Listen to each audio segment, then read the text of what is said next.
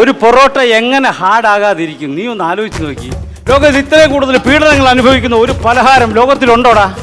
നീ മനസ്സിലാക്കണം. ഇത് അതായത് മാവ് അങ്ങോട്ട് കൊണ്ടിടുന്നു, എണ്ണ ഒഴിക്കുന്നു, ഉപ്പിടുന്നു, മുട്ട പൊട്ടിച്ചൊഴിക്കുന്നു, എന്നിട്ട് പിന്നെ അങ്ങ് കുഴയാ അവിടെ.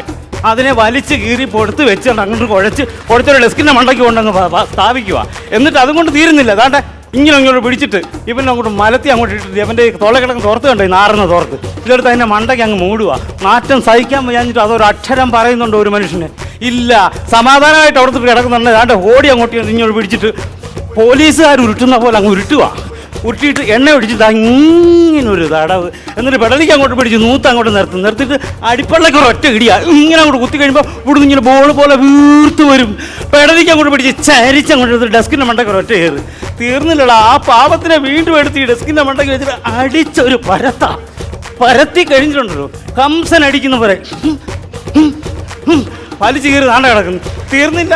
എന്നിട്ട് ഇവിടെ കിടക്കുന്ന സ്പൂൺ എടുത്ത് ഇതിൻ്റെ നെഞ്ചത്ത് കൂടെ ഒറ്റ 2 പീസാകുക ഈ സാധനം.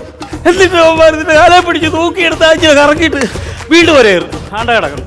തീർന്നെന്ന് വിചാരിച്ച ആ പാവ ഓടിക്കുന്നത് എവനിങ്ങോട്ട് ഓടി വന്ന് ഈ സാധനം എടുത്ത് വീണ്ടും അടിച്ച് പരത്തിയിട്ട് ചുട്ടു പഴുത്ത് കിടക്കുന്ന ദോശക്കല്ലിൻ്റെ മണ്ടയ്ക്കൊട്ട് ഒറ്റയേറ. അയ്യാ പൊള്ളുന്നേ എന്ന് പറയുന്നില്ല ആ പാവം ജീവി.